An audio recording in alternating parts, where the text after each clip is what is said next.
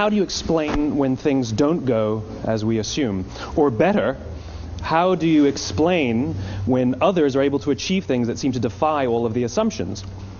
For example, why is Apple so innovative? Year after year after year after year, they're more innovative than all their competition. And yet, they're just a computer company. They're just like everyone else.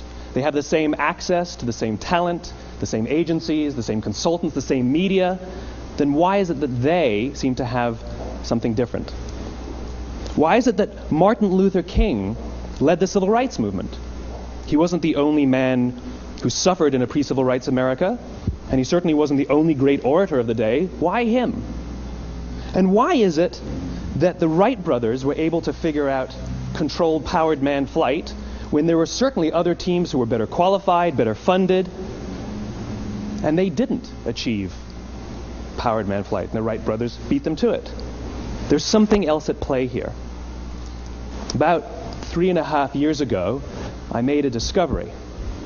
And this discovery profoundly changed my view on how I thought the world worked, and it even profoundly changed the way in which I operate in it. As it turns out, there's a pattern. As it turns out, all the great and inspiring leaders and organizations in the world, whether it's Apple or Martin Luther King or the Wright brothers, they all think, act, and communicate the exact same way, and it's the complete opposite to everyone else. All I did was codify it. And it's probably the world's simplest idea. I call it the golden circle.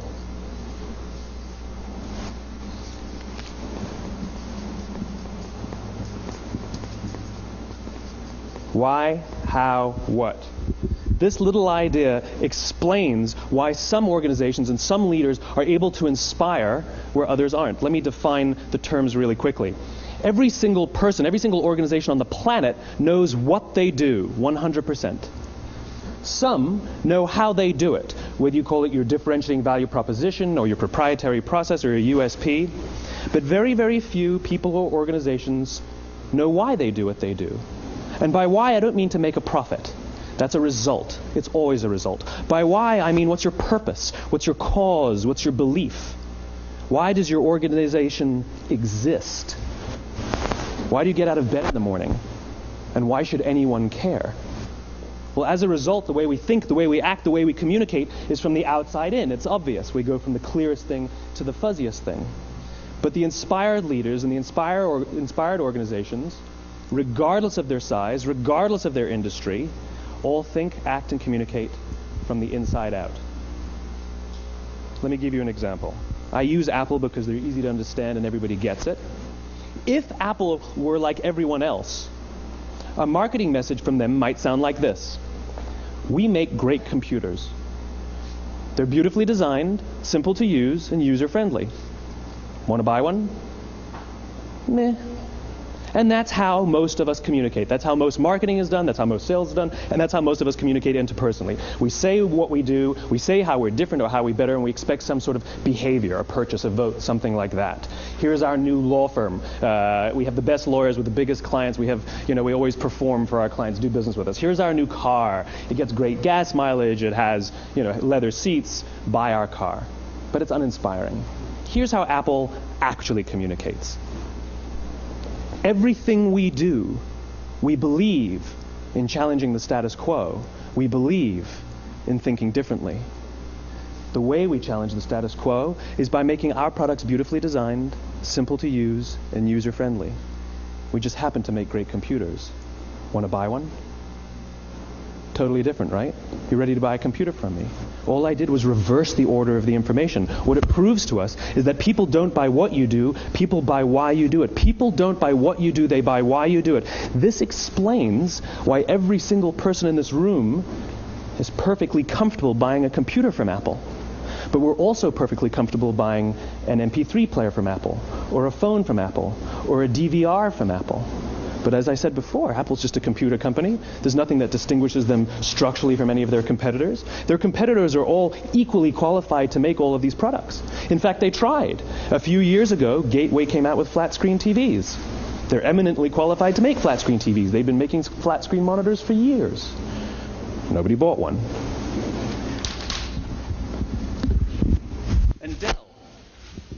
Dell came out with MP3 players and PDAs.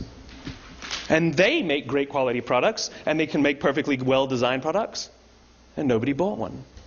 In fact, talking about it now, we can't even imagine buying an MP3 player from Dell. Why would you buy an MP3 player from a computer company? But we do it every day. People don't buy what you do, they buy why you do it. The goal is not to do business with everybody who needs what you have.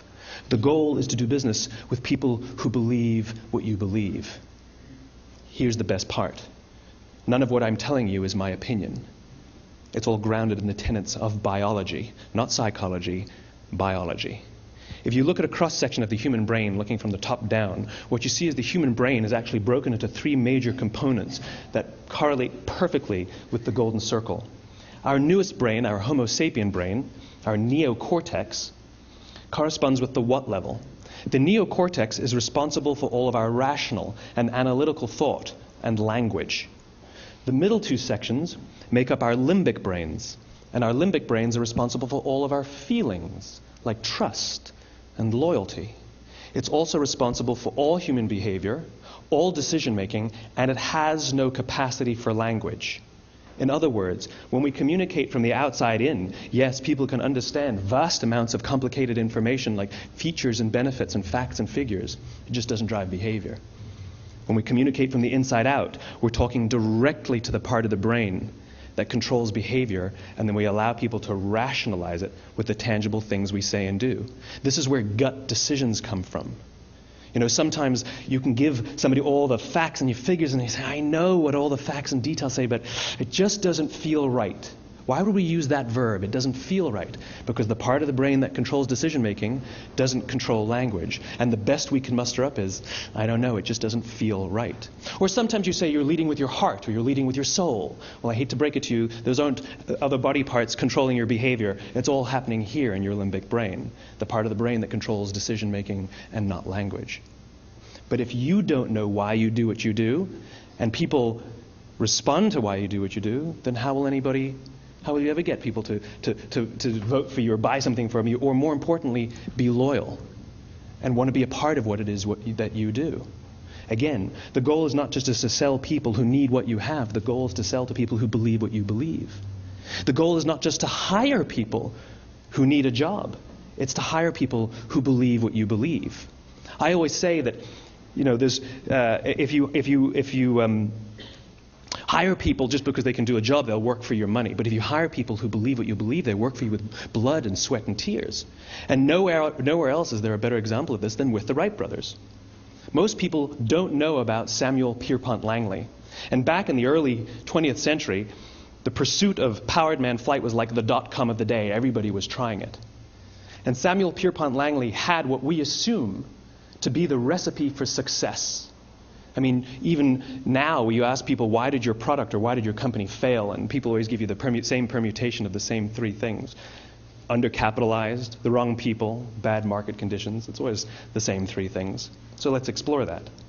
Samuel Pierpont Langley was given $50,000 by the War Department to figure out this flying machine. Money was no problem. He held a seat at Harvard and worked at the Smithsonian and was extremely well connected. He knew all the big minds of the day.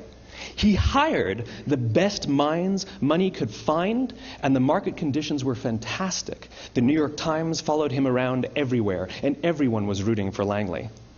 And how come we've never heard of Samuel Pierpont Langley? A few hundred miles away in Dayton, Ohio, Orville and Wilbur Wright. They had none of what we consider to be the recipe for success. They had no money. They paid for their dream with the proceeds from their bicycle shop. Not a single person on the Wright brothers' team had a college education, not even Orville or Wilbur. And the New York Times followed them around nowhere. The difference was Orville and Wilbur were driven by a cause, by a purpose, by a belief. They believed that if they could figure out this flying machine, it'll change the course of the world. Samuel Pierpont Langley was different. He wanted to be rich, and he wanted to be famous. He was in pursuit of the result. He was in pursuit of the riches.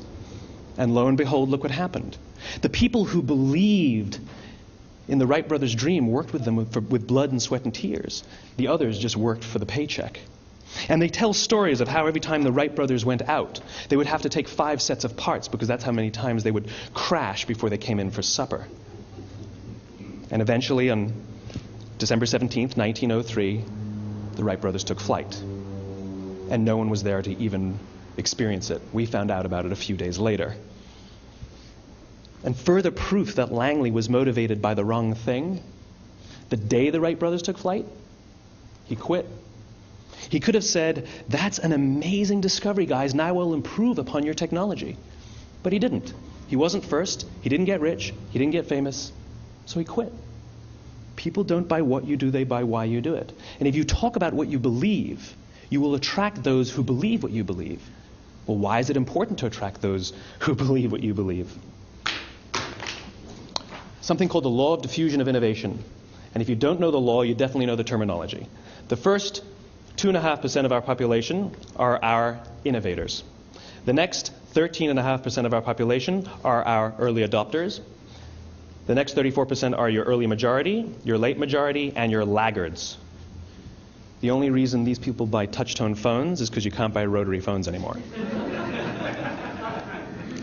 We all sit at various places at various times on the scale, but what the law of diffusion of innovation tells us is that if you want mass market success or mass market acceptance of an idea, you cannot have it until you achieve this tipping point between 15 and 18% market penetration, and then the system tips. And I love asking businesses, what's your conversion on new business? And they love to tell you, oh, it's about 10%, proudly. Well, you can trip over 10% of the customers. We all have about 10% who just get it. That's how we describe them, right? That's like that gut feeling, oh, they just get it. The problem is, how do you find the ones that just get it before you're doing business with them versus the ones who don't get it? So it's this here, this little gap, that you have to close, as Geoffrey Moore calls it, crossing the chasm. Because you see, the early majority will not try something until someone else has tried it first. And these guys, the innovators and the early adopters, they're comfortable making those gut decisions. They're more comfortable making those intuitive decisions that are driven by what they believe about the world and not just what product is available. These are the people who stood online for 6 hours to buy an iPhone when they first came out, when you could have just walked into the store the next week and bought one off the shelf. These are the people who spent $40,000 on flat screen TVs when they first came out, even though the technology was substandard. And by the way, they didn't do it because the technology was so great. They did it for themselves. It's because they wanted to be first. People don't buy what you do, they buy why you do it. And what you do simply proves what you believe. In fact, people will do the things that prove what they believe. The reason that person bought the iPhone in the first 6 hours, or stood in line for 6 hours, was because of what they believed about the world and how they wanted everybody to see them. They were first. People don't buy what you do, they buy why you do it. So let me give you a famous example, a famous failure and a famous success of the law of diffusion of innovation. First, the famous failure. It's a commercial example. As we said before a second ago, the recipe for success is money and the right people and the right marketing conditions, right? You should have success then. Look at TiVo.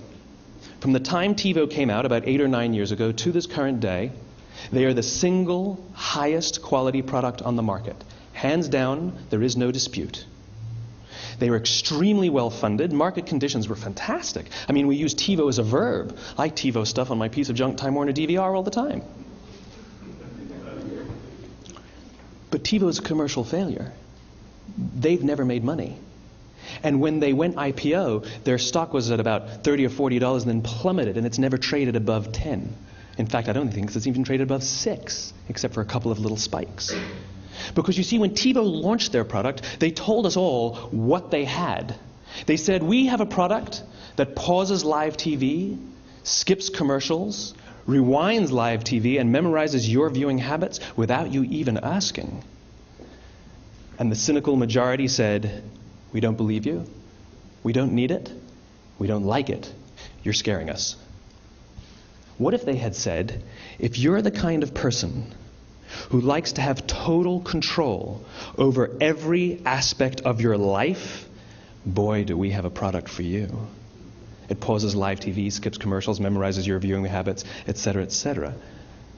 People don't buy what you do, they buy why you do it, and what you do simply serves as the proof of what you believe.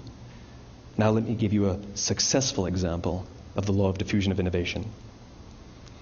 In the summer of 1963, 250,000 people showed up on the Mall in Washington to hear Dr. King speak. They sent out no invitations, and there was no website to check the date. How do you do that? Well, Dr. King wasn't the only man in America who was a great orator. He wasn't the only man in America who suffered in a pre-civil rights America. In fact, some of his ideas were bad. But he had a gift. He didn't go around telling people what needed to change in America. He went around and told people what he believed. I believe, I believe, I believe, he told people. And people who believed what he believed took his cause and they made it their own, and they told people. And some of those people created structures to get the word out to even more people. And lo and behold, 250,000 people showed up on the right day, on the right time to hear him speak. How many of them showed up for him? 0. They showed up for themselves. It's what they believed about America that got them to travel on a bus for 8 hours to stand in the sun in Washington in the middle of August. It's what they believed. And it wasn't about black versus white. 25% of the audience was white. Dr. King believed that there are 2 types of laws in this world. Those that are made by a higher authority and those that are made by man. And not until all the laws that are made by man are consistent with the laws that are made by the higher authority will we live in a just world. It just so happens that the civil rights movement was the perfect thing to help him bring his cause to life. We followed him not for him, but for ourselves. And by the way, he gave the I have a dream speech, not the I have a plan speech. Listen to politicians now with their comprehensive 12-point plans. They're not inspiring anybody. Because there are leaders and there are those who lead. Leaders hold a position of power or authority, but those who lead inspire us. Whether they're individuals or organizations, we follow those who lead not because we have to, but because we want to. We follow those who lead not for them, but for ourselves. And it's those who start with why that have the ability to inspire those around them or find others who inspire them. Thank you very much.